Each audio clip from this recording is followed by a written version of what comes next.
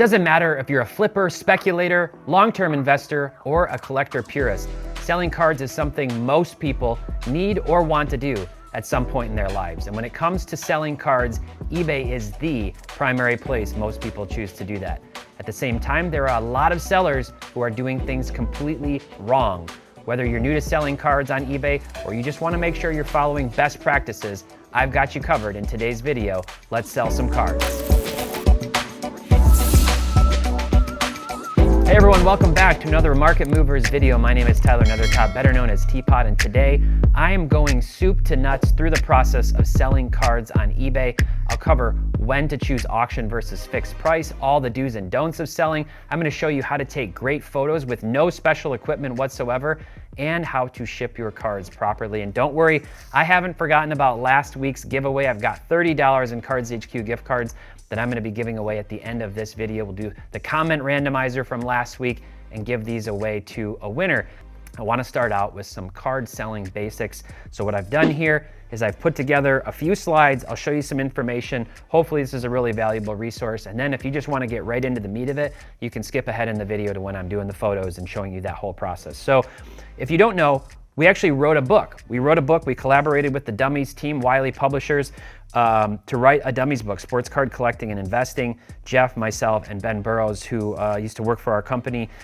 And I'm going to be looking specifically at chapters 14 and 16 from that book today, some sections on how to sell cards. So whether you're new or not, this is a great resource. Hope you'll check it out if you are new to the hobby, because we put a lot of time and energy into this. And I think for the value, it's like 18 bucks on Amazon, really good value, and there's a lot of good content. So I'll be referring to this book and a lot of the content in it in this video and future ones. So let's get into it. Starting out, you want to go to eBay. There's two main ways you can sell your cards. You can do it on auction, you can do it on fixed price. And then there's a little bit of nuance within that latter category. So what types of cards might I want to sell on auction? When do I want to sell on auction? Firstly, when I need to guarantee the card's going to sell soon. I can do a 1-day auction, I can do a 3-day, a 7-day, a 10-day. You can do different auction lengths. You can set those durations by custom. You can have them end exactly when you want to. But if I need the card to sell, if I need the money, or I just need to make sure it sells no matter what, there's no better way to do that than to put it on auction. Also, if you have a card on auction, it helps drive FOMO to the card because that card is going to end at a specific date and time. Unlike fixed price stuff that just sits there, sometimes people are a little less eager to buy a card because they see it and they're like, well, maybe I'll wait and see if the price comes down, or maybe I'll get these other things first. No, auction, you gotta put your bids in, you gotta get them in before that hammer drops, otherwise you're not gonna get a price. And I might wanna sell cards on auction that are very liquid, that transact frequently, and that would give me enough price confidence that if my card ends, it's actually gonna sell for a decent price, not some like fluky low price because there weren't enough eyeballs on it, it's too rare, something along those lines. So those are kind of the scenarios. When it comes to fixed price, if I'm willing and able to be patient to get the right buyer, I probably want to put it on fixed price. And I've got an example of that of a card I recently showed that I'll show you. If the market is generally trending downward, things have somewhat stabilized now. Our SCI 500 index from Market Movers has largely flattened out. But for the last few years, it's been down, down, down, down consistently. And in particular, auction prices have been getting absolutely crushed. People who need to guarantee their cards sell, putting them on auction, and then getting pretty low prices on a number of cards for a myriad of reasons. So if the market's trending downward generally, I might go for fixed price, again, if I'm willing and able to be patient and wait for the right buyer. And then if you just like the negotiation process, a lot of people like to put best offer enabled yes on their listings. That means people can actually send you an offer. So you put the card up for 100 bucks, they can send you an offer for 90, 80. Sometimes they'll try to lowball you at $50, and eBay has some tools to help you not have to deal with that stuff. Those are the scenarios that you might do fixed price. And then there's this one right in the middle. One of the things I had the most fun doing at the National was helping people try to comp really rare cards. I did a video about a month ago on how to try to comp one-of-one cards, come up with a value. If you have a rare or obscure card with no comps whatsoever, the card hasn't sold in a long time, you really can go either direction. And I talked about that in that video. If you just want to know what it's worth, ultimately put it on auction, roll the dice, and it will sell. Maybe for what you're hoping, maybe more, maybe less. You can also put it up on fixed price. Start it out at a really high price. See if you get any, people interested. Dangle a few carrots by sending offers to people through the eBay interface. And you can progressively click that price down if you want to work on it that way. In that scenario with like one of ones, and I've got some of those today, you can kind of choose to go either direction. So we'll talk through that a little bit more. Here's the card I was talking about that I sold recently on fixed price. And I listed it for $1,000. And that's typically what these cards go for. I actually referenced that I had this card in my case at the National when I did the video there on site, and I saw one listed for $1,000 at Indy Card Exchange in their booth. I had this at $1,000. This bizarre comp on auction, I feel so bad for this seller.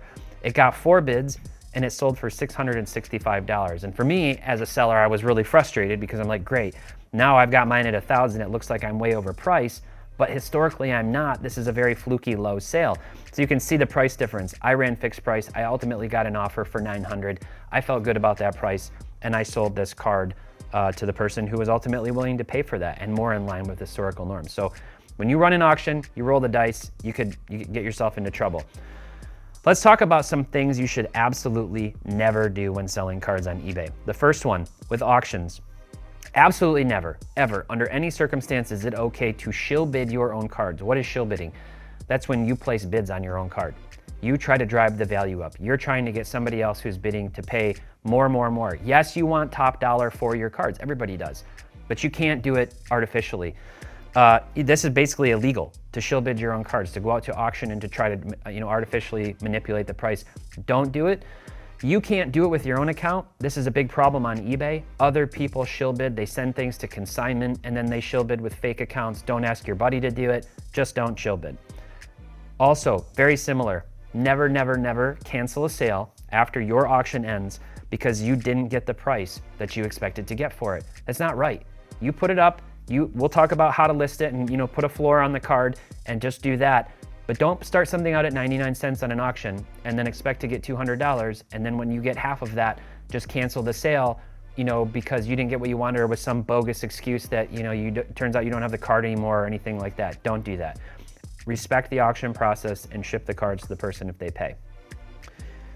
Another thing, don't use reserve prices. These are like secret numbers, right? So you'll see these people start out 99-cent bid and it's like reserve not met, reserve not met. You're bidding, reserve not met. Some card you're super excited about buying and it just keeps saying reserve not met. And then ultimately you win, except, oh, the reserve wasn't met. Just put a floor price on it. If you're not willing to move that card for less than $100, just start the opening bid at $100. Don't use reserve prices. They're very frustrating.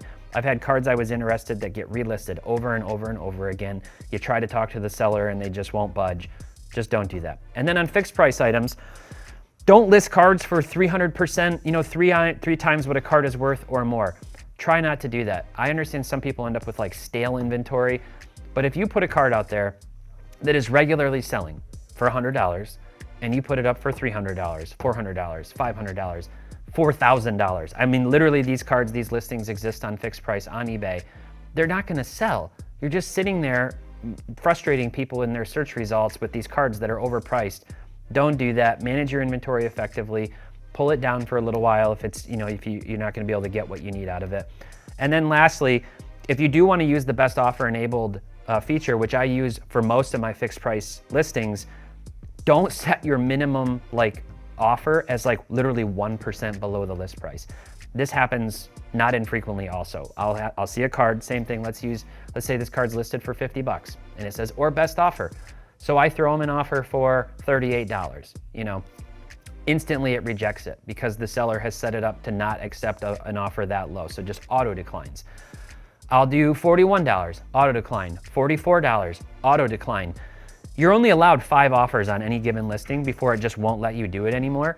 And I've had it before where I've gone all the way up to $48 on a $50 listing and it's rejected. This seller automatically declined. I don't know why people do that. It's super annoying. It actually makes me just want to block the seller, never do business with them. It's a bad practice. Don't do that.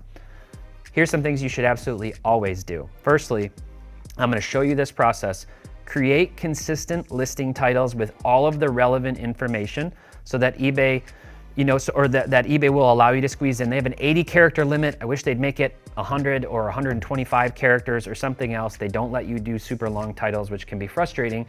but squeeze everything into the listing that you can that matters to help somebody find your card and understand what the card truly is, and don't put irrelevant, ridiculous things in there. Please don't be that person that says, you know, serial numbered 2 of 8, jersey numbered equals 2 plus 8 is 10, or 2 times 8 is 16, and that's the player's jersey. Even the eBay 1 of 1 stuff has got to stop. eBay 1 of 1 because it's numbered 1 of 25 or 25 of 25.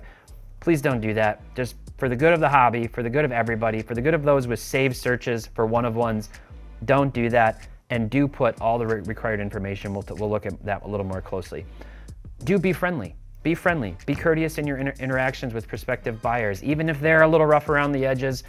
I will be honest, sometimes if somebody sends me, you know, a message on an item that I don't have best offer enabled on, and they're like, what's the best you can do on this? I just ignore them. Or if somebody sends me a direct message on an item that I have best offer enabled on, and they're like, what's your lowest? I just say, feel free to make me an offer. Best offer is enabled.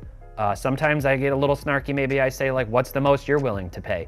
Like, it's a bad negotiation process, but generally you want people to be repeat customers. You want them to have a good interaction with you.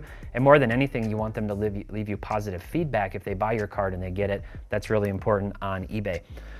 Do ship your cards quickly and with care, just like you'd want them shipped to you. We're gonna go through that process. Do negotiate bulk pricing when somebody wants to buy multiple cards. I love interacting with people where I see they have 5 different cards that I'm interested in.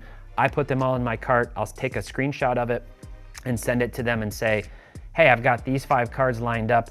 You're asking a total of $150 for them. Do you have any room to negotiate on this process? And I do like to try to get people to give me a price first. That's a kind of negotiation principle. But sometimes they'll come back and say, sure, I'd do 130 or I'll do 120 on it. Awesome. Have that same courtesy in the other direction and try to move cards that way. Do be honest about the condition of your cards, especially any actual damage. Show photos. This gets really dicey. Again, you do not want negative feedback. You don't want returns. Those become costly because you have to pay the return shipping and deal with that whole process. So if you do have damage on your card, take pictures of it, show it, disclose it in your listings. Be really honest about that. Do take great photos of your cards. That's really important. We're gonna go through that process as well. So that's kind of the do's, the don'ts, all of those things. Now we're gonna go and I'm gonna show you, let's look through some of my cards in my case, figure out what we're gonna sell and get that process started.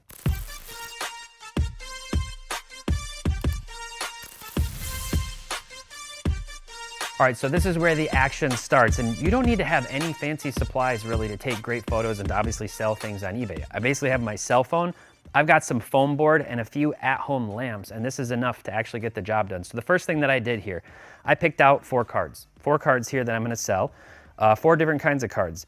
This I accidentally bought 2 copies of, so I'm selling one of them. This is a Drummond, and I've been going through my Drummond collection, curating.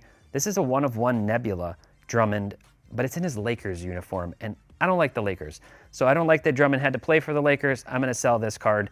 I've got a PJ Tucker, really nice 2013 gold PJ Tucker auto. I bought this a few years ago when I was excited about the Bucks winning. I've lost attachment to it. I'm gonna sell that one.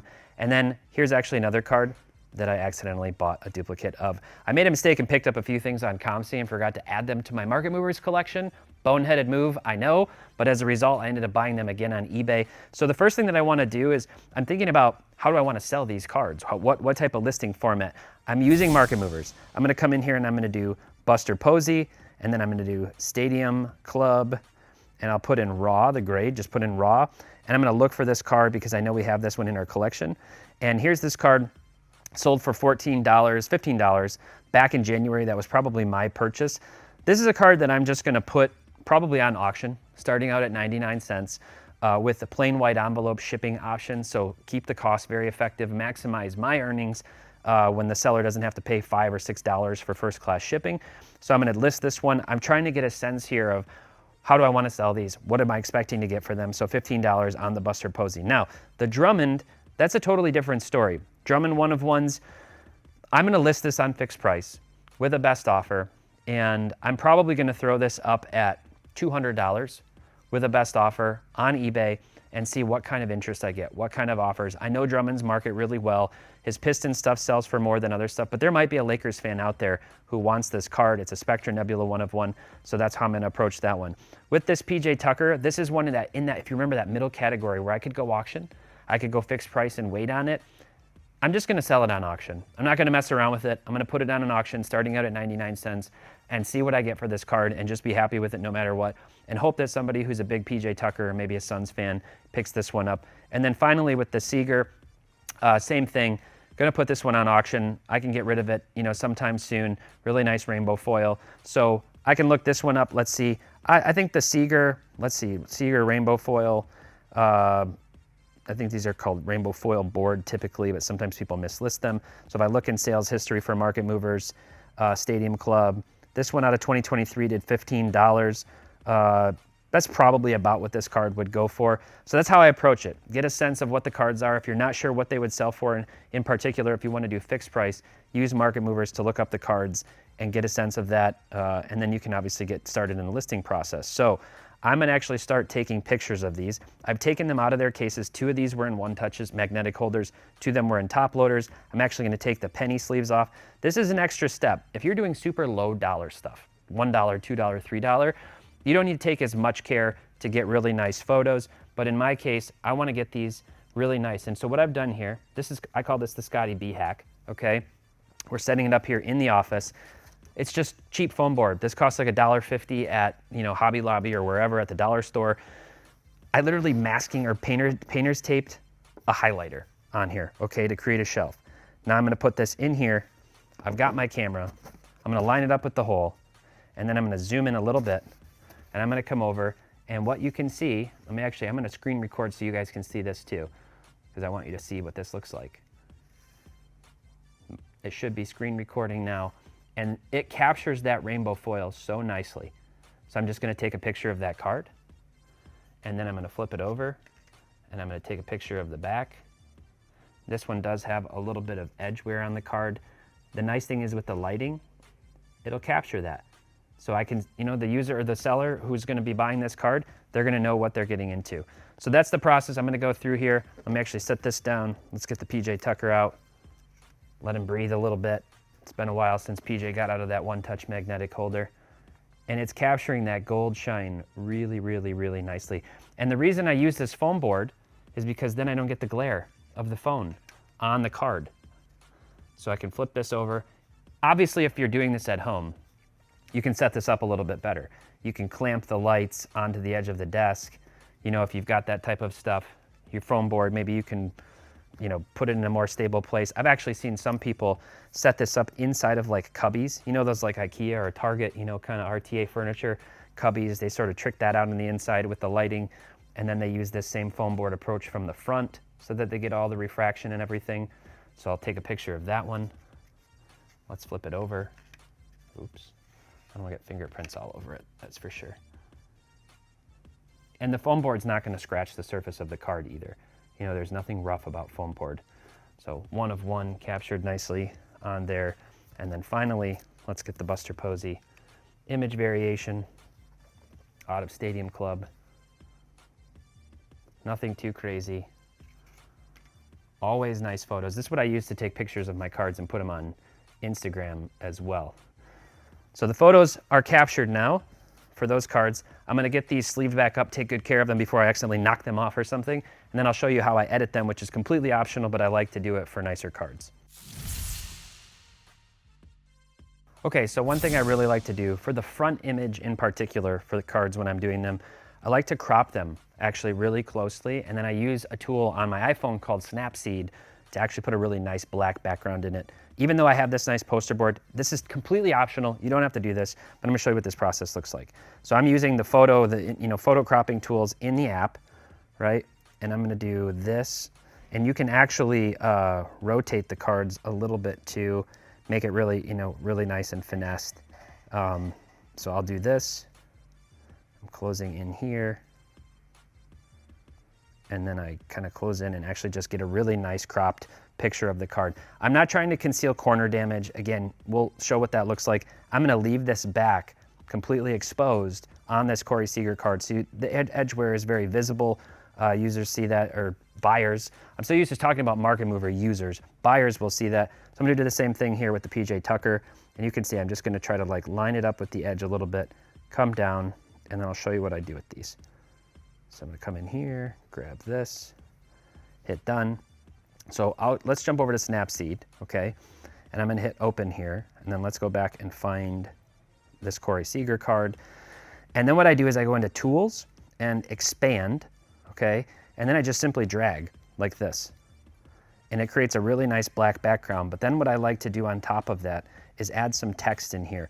This is how I like to add some context or just make something present really nicely when you don't want to do that in the title and be really quirky with the way some people do things. So this is 2019 Stadium Club.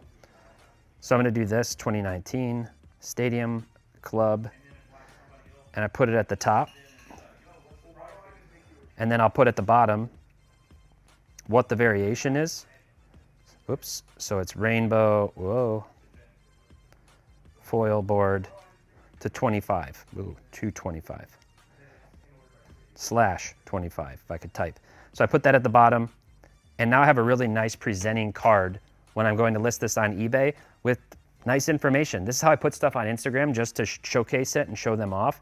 So I hit export, and then I hit save, and now I've got that card ready to go. So this is how I like to use Snapseed. I'll put those in there, crop the photos, make the front look really nice, and then we got to go and make sure that we have all the right information for the listing. So we're going to switch gears here. I'm going to show you something I posted on my Instagram story recently in just a moment.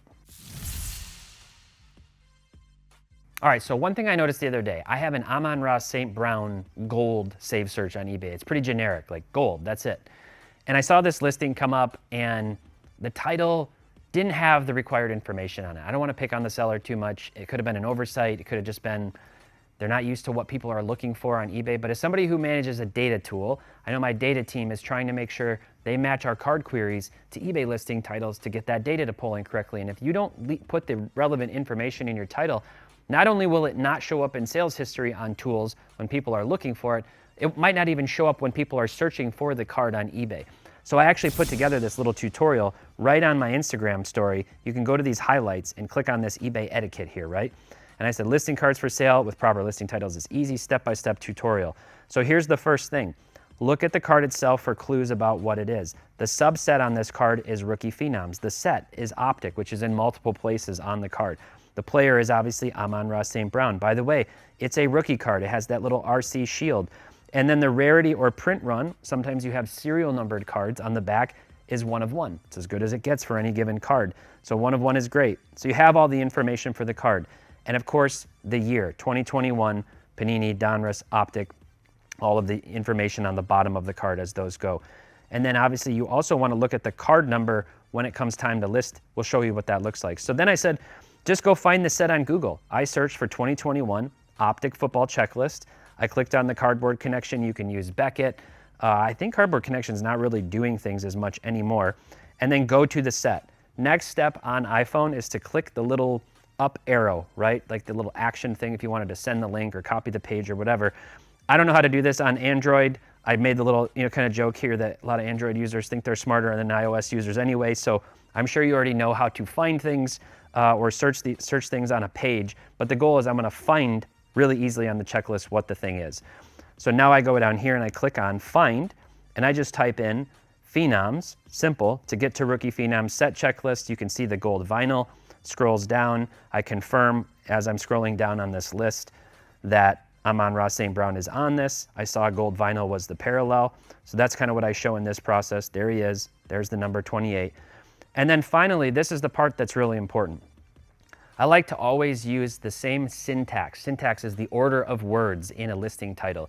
The same syntax of the different components in my title to make sure I always have the most important things. I mentioned that 80 character limit on eBay. So player, 4-letter year, set, card number, subset, variation. So what I mean by that is like Rookie Phenoms, you might call the subset variation, or parallel is gold vinyl 1 of 1.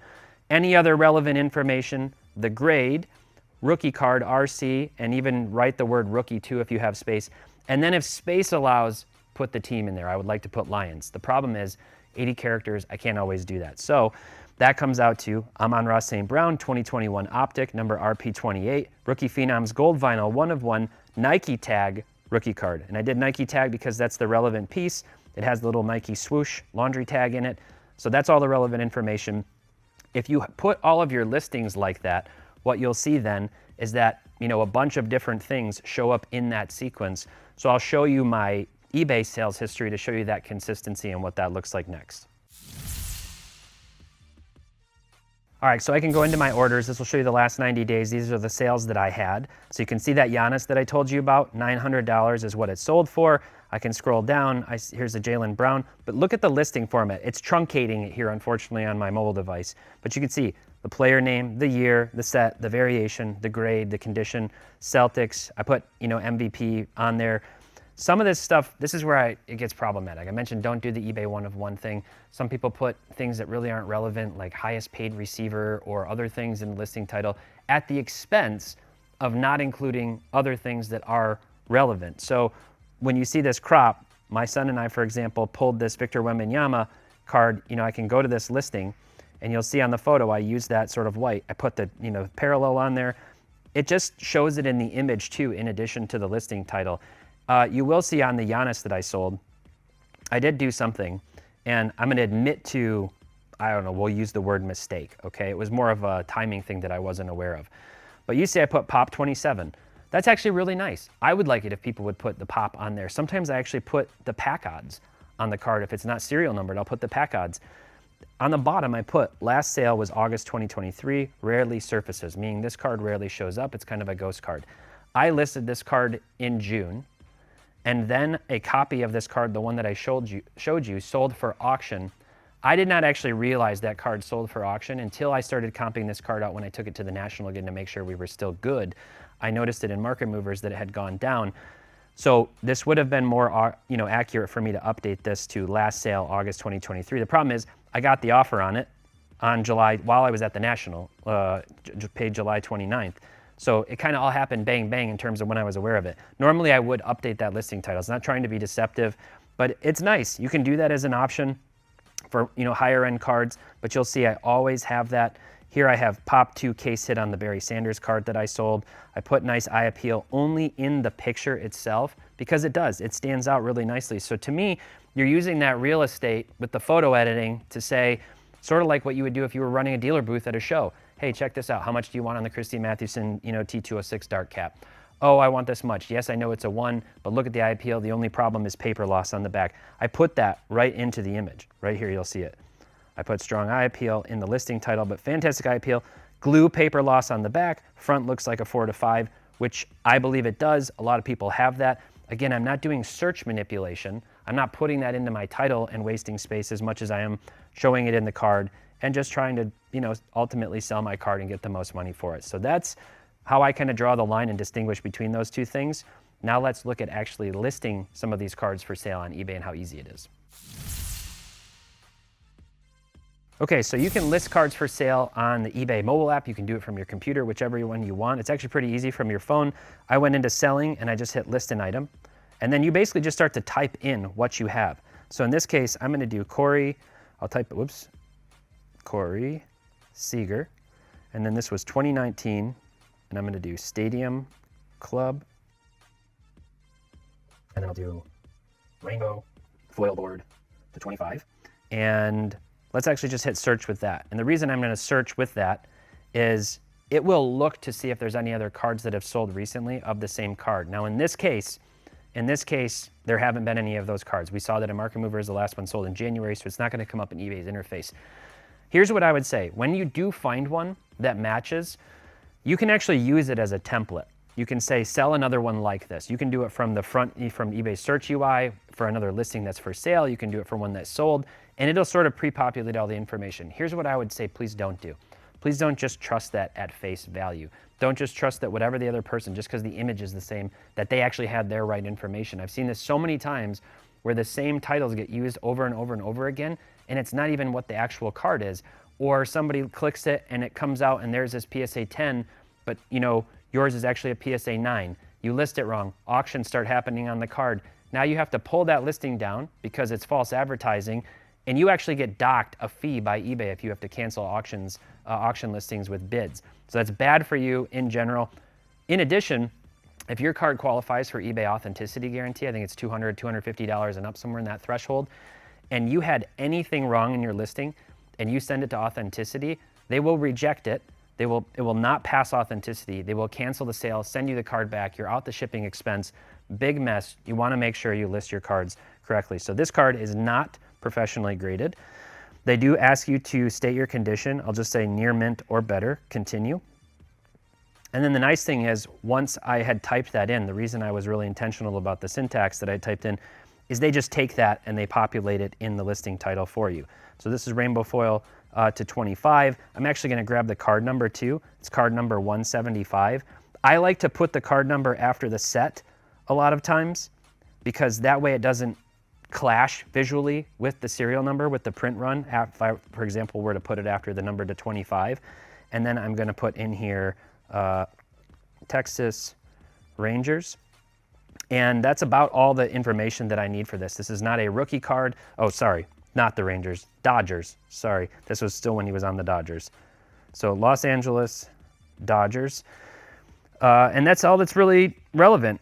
Sometimes I'll say emojis can be somewhat polarizing for some people. I like emojis personally, sometimes a little fire emoji or something. I think it helps it stand out. I don't think there's anything wrong with that. Don't get crazy with it. I put a goat emoji on my Barry Sanders listing. I think sometimes that's kind of fun and helps it stand out. I know some of you are probably going to hate that and tell me you can't stand it when people do that, but I do that. So I'm going to grab my photos and I'll hit this. I'm going to hit upload and it's going to throw these in there. They're loaded now. I'm going to hit this and then I'm going to come down here into this listing title, item specifics. You do have to pick, I believe, the sport. eBay forces you to do that. So I'll hit done. All this information looks good, ungraded, near mint or better. Whoops. And then eBay has this kind of funny use AI description. I don't really like to use it. It doesn't really do anything. You can use it if you want to. Sometimes I hit it just to fill in the details, but I will say, note, this card has edgeware on the back. See photos. Sometimes you will put in the listing description, read, see description, something like that to point to it. I do that on higher dollar cards. If this is not an expensive card, I'm shipping this plain white envelope, it'll probably sell for $10 to $15 if I had to guess. With $1 shipping, I'm not too worried about it. The listing photos are really clear. I don't think anybody's gonna throw too much of a stink about it or be trying to grade a 2019 Corey Seager card. So sometimes people will put read, and that's just another way of helping, drive somebody down into the comments to see. So let's go to pricing, and I'm actually gonna do auction instead of the buy it now. And it'll say suggested starting bid 99 cents. It does take a second to load sometimes. Oh no, it's loaded, I think. Is it loaded? There it goes. Okay, so now it's gonna say duration, 7 days, accept offers, no. So today is Wednesday. I don't want my card to end on a Wednesday necessarily. So I'm actually gonna schedule listing start time. I'd rather wait to get this one listed for sale. So I'm actually gonna schedule this for Sunday, the 11th, and I'm gonna have it start at 9:15 p.m. That's a really sweet spot. A lot of cards ending on Sundays. People, kind of just looking for things in the evening. So I'm gonna hit save. And now this will start on a 7-day auction this August the 11th, and it will end August 18th on the 11th. I'm gonna hit done. One thing I could do too on this is I could put a buy it now option for $20, but I don't really think people typically do that unless they're scared somebody else is gonna smash that bin button. Now I'm gonna go into shipping, and this is the really important part too. So shipping in the US, package details. I'm gonna switch this, and I'm gonna switch this to, where is the eBay standard envelope? eBay standard envelope for eligible items. So it's gonna put that in there. Buyer pays $1.11. I guess it kind of defaults that. And I'll hit done. So that's me assuming that this card is gonna end under $20. I really don't think it's gonna go for over that. If it does, I'll have to ship it first class. And then preferences, here's all the information. and I'm gonna go list your item, and then it will confirm it. Your listing scheduled. I can hit view listing, and I actually like to do that to see it. So this is a little preview of what it's gonna look like. Your listing scheduled to start on August 11th at 9:15 p.m. Scroll down, look at the listing. Photos look great, super easy. This process honestly doesn't take too long when you're just banging it out and you're doing it yourself. I'm talking through this obviously extensively right now, but overall that's it. Let's go take a look at how to ship your cards properly next. All right, guys, so I'm here in the shipping office at Cards HQ with the expert. How many packages do you send a week, Colin? A week? Yeah. So 500 a day, so that puts us at about 3,500. 3,500 packages a week. I think this guy knows a thing or two about shipping. He's our shipping manager here at Cards HQ. And the first thing you need, painter's tape. I don't care if it's yellow, blue, green, pink, some other crazy color, but painter's tape is the way to go. Do not put Scotch tape on a card, on a top loader, on anything like, just don't use Scotch tape when you're shipping cards. You agree with that? Huge no-no. It's a cardinal sin of sports cards. So I'm gonna do, rip off a little piece of this card, okay? And really easy. I'm just gonna pinch the top of this top loader a little bit just to seal it and fold this over, and that card is now snug. It's not going anywhere. The little pinch actually helps. It doesn't damage the card at all. It makes sure it's not coming out of the top of the card. It's not gonna rattle around and slide around. I will tell you, some people do use little team bags, little plastic bags to put over the top of this. That's probably a best practice. I do that on nicer cards. I often ship graded cards inside of a superior fit sleeve or some kind of a team bag to protect it from scratching. But again, a PWE card like this, basically all I'm gonna do from here is I'm gonna take this card, or this piece of tape, I'm gonna rip off another little piece, and I'm gonna do the old tape roll, just create a little tape roll here, and I'm gonna put that on the back of this card, just like that. And then when I stick it inside of this, some people will also take an 8.5 by 11 sheet of paper and tri-fold it, put the card in. You can do that too. I'm just kind of showing you the process. I'm gonna put it in here, and basically I just tape it. So now it's inside of there. And it's protected in the top loader. And then you have your shipping label. And when you have your shipping label, I like to use a thermal printer. That's what you guys have used here. Doesn't require any ink. You get the labels, it runs them off. eBay provides the shipping label for you and everything. You just simply stick it off and peel it and stick it right on the front of the label, and you're good to go. You don't have to manually print it out or do anything like that. Now, obviously that process is a little bit different than if we're doing first class shipping with a bubble mailer. So that's what you guys are doing. You don't do any PWE type stuff here? No PWE, we normally just do small mailers. Smallest we'll go is 4x7. Yep. And that'll just be for like your 1 to 2 card orders, non-slabs. Yeah. Slabs we like to ship in boxes. Okay. So walk us through the process for doing a good bubble mailer. So for just a 1 card, singular card, we'll use a handy dandy 4x7, 4x8, right? Take some painter's tape, run it on all 4 edges here just to make sure that card in between the cardboard is just fine. And that's also so your card doesn't snag on the bubble on the inside, and then not only do you compromise your bubble, you compromise your card. Yep.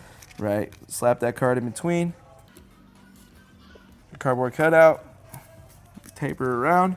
Team bag it if you want to. Team bag it if you want to. And you just slide her right down in. And it is well protected. It's well protected. I've seen people team bag the outside of the cardboard. To me, I just think it's a waste. It feels like a nice touch. Feels a little white glove. I don't know that it's necessary. All you do then is peel it off, stick it, slap your thermal label on the front of it, and then put it in the mailbox. You can put it in one of those blue mailboxes for USPS. For something like this in a PWE, I just put the flag up. You know, I'm not too worried about somebody stealing it. A little trick that we also learned here at Cards HQ is you can use your label also as a tamper evident. On the back. On the back of the mailer. Yes, I'm glad you said that because I actually do that.